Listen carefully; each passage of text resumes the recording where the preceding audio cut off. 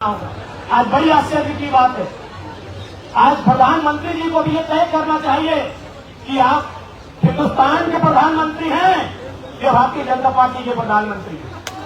अगर आप हिंदुस्तान के प्रधानमंत्री हैं तो प्रोटेस्ट में आने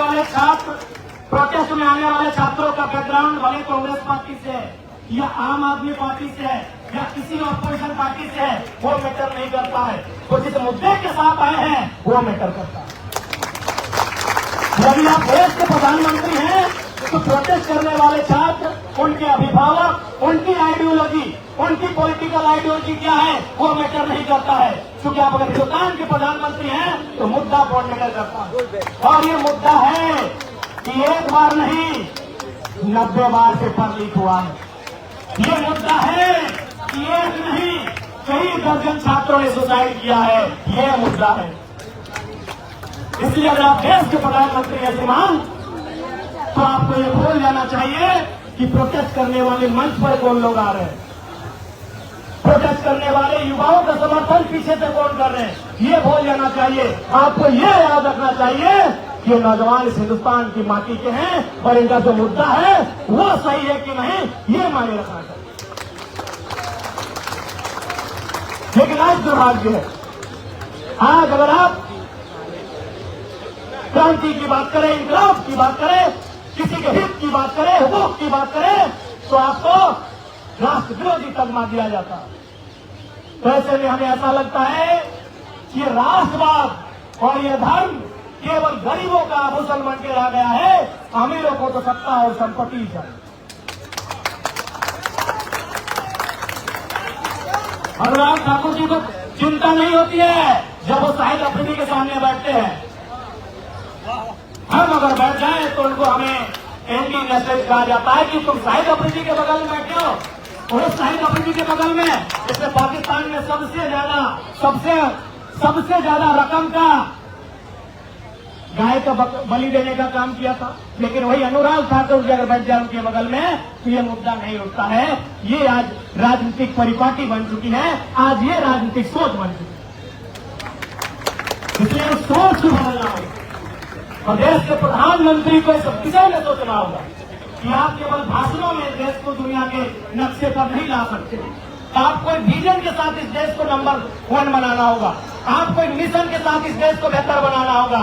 और दुनिया की तारीख गवाह है, जिन देशों ने लोकतंत्र को अपनाया, जिन देशों ने दुनिया के मानचित्र पर अपना विशेष स्थान बनाया, उन्होंने एजुकेशन सिस्टम में क्रांतिकारी बदलाव किया। उन्होंने अपने एजुकेशन सिस्टम में बदलाव किए, तब जाकर दुनिया के मानचित्र में अपना स्थान बनाया है। इसलिए आज इस बात को स्वीकारना होगा कि आज देश की या तमाम जो हमारे राज्य हैं जिनमें विशेषकर हमारी एनडीए का प्रभाव रहता है, आज उनकी शिक्षा नीति, हालांकि हमारा झारखंड इंडिया गठबंधन अलायंस के साथ रूल कर रहा है, लेकिन हमारे राज्य में भी आज पेपर लीक एक बहुत बड़ी समस्या बन चुकी है।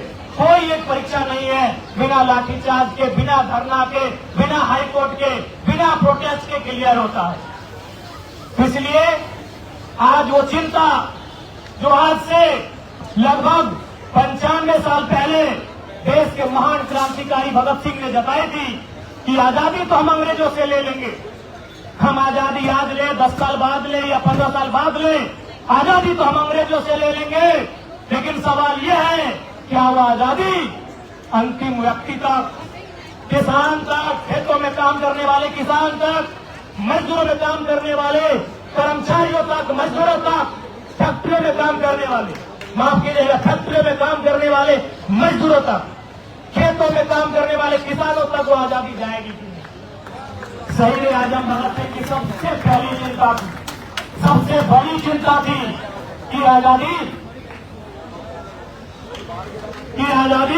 खेतों में काम करने वाले किसान तक पहुंचेगी नहीं, या फिर 10% कॉर्पोरेट के हाथ में आजादी रह जाए। ये चिंता भगत सिंह की थी और इस चिंता पर मुहर प्रधानमंत्री जी को अपने पन्ने पलटने चाहिए। भगत सिंह की ये जो चिंता जो उन्होंने जताई थी कि आजादी गांव तक, खेतों तक, खलिहानों तक जाएगी, यह 10% अमीरों के हाथों में आजादी रहेगी, इस चिंता पर मुहर किसी विपक्ष ने नहीं लगाया, इस चिंता पर मुहर प्रधानमंत्री के महान नेता अटल बिहारी वाजपेयी ने लगाया जब उन्होंने कहा लाल किला के मचान से कि कलकत्ता के फुटपाथों में नंगे बदन जो हम यहाँ से आते हैं उनसे जाकर पूछो 15 अगस्त के बारे में क्या कहते हैं। उनसे जाकर पूछो कि 15 अगस्त के बारे में क्या कहते हैं। ये किसी ऑपोजिशन की आवाज नहीं है, ये नरेंद्र मोदी हमारे देश के आदरणीय प्रधानमंत्री उनके नेता का हुआ था। इसलिए आज पूरे देश को इस विषय पर तो सोचना चाहिए। आज देश के हालात पर चिंतन करने की आवश्यकता है। आज हमारे देश की मीडिया का हालात क्या है, आज ब्यूरोक्रेसी का हालात क्या है। जो स्वतंत्र व्यवस्थाएं थी, सीबीआई रहे, ईडी रहे, तमाम जो स्वतंत्र व्यवस्थाएं जिनको हम ऑटोनॉमस बॉडी के नाम से जानते थे, आज उनकी क्या व्यवस्थाएं हैं, इस पर देश को चिंता करनी चाहिए। समय का अभाव है, बहुत सारे साथी मंच पर हैं। मैं दिल्ली के जंतर मंतर में प्रदर्शन करने वाले तमाम नौजवान भाइयों बहनों की इस आवाज को, उनकी इस मांग को समर्थन करने आया हूं। और बिल्कुल आज सोनम सर जो भूख हड़ताल अनशन पर बैठे हैं, मैं उनके इस त्याग को, उनके इस संघर्ष को, उनके इस तप को नमन और वंदन करने आया हूं। और साथ ही साथ जो लोग घरों में बैठे हैं, जो लोग घरों में बैठकर केवल सोशल साइट से जुड़े हैं, मैं उनसे भी कहना चाहूंगा, आवाज उठाइए।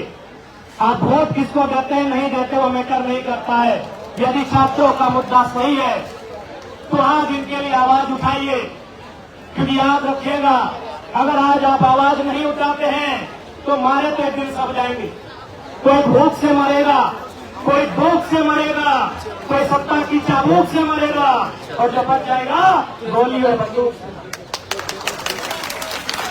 इसलिए जो लोग घरों में बैठे हैं, आप किस राजनीतिक आइडियोलॉजी को मानते हैं वो मायने नहीं रखता है।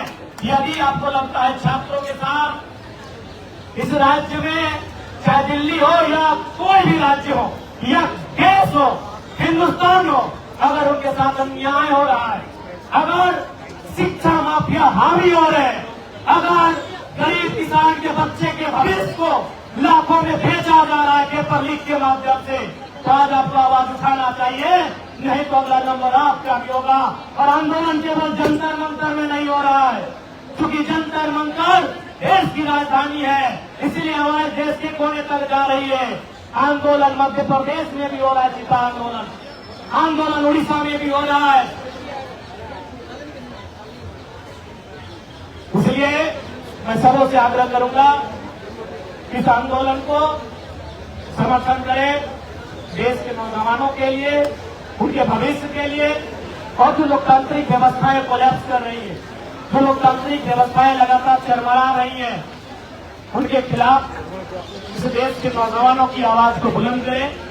मैं पुनः सभी को, इनकलाब साथियों और झारखंडी जोहार आप सभी को, साथ ही साथ जानना है कि सोनम सर के अंदर एक ऐसी शक्ति समाहित हो जो शक्ति देश की सरकार को झुकने पर मजबूर है।